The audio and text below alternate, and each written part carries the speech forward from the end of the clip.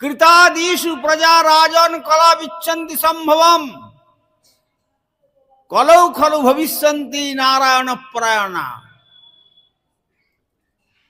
তিনি এই অষ্টাবিংশ চতুর্যুগে দ্বাপরের শেষ লগ্নে আবির্ভূত হয়ে কলির প্রথম সন্ধ্যায়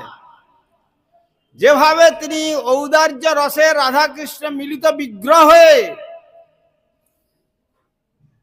তিনি লক্ষ্মীনারায়ণ রূপে সত্যযুগে যে সম্পদ দান করতে পারেন নাই, ত্রেতা যুগে শ্রী রামচন্দ্র মর্যাদা পুরুষোত্তম হয়ে যে সম্পদ দান করতে পারেন নাই, এমনকি দ্বাপর যুগে শ্রী রাধা গোবিন্দ শ্রীকৃষ্ণ যে সম্পদ দান করতে পারেন নাই, শ্রীমান মহাপ্রভু এই কলিকালে আবির্ভূত হয়ে আচণ্ডালে সকলকে সেই প্রেম সম্পদ দান করে সকলকে উদ্ধার করেছিলেন। সেই জন্য সত্যযুগের মানুষ যারা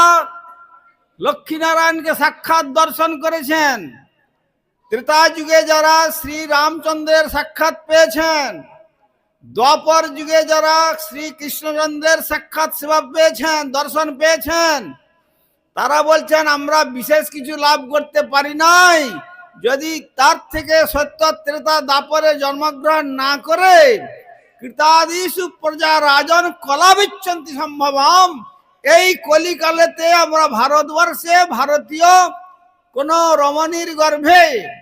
মানবীর গর্ভে যদি মানুষ হয়ে জন্মগ্রহণ করতে পারি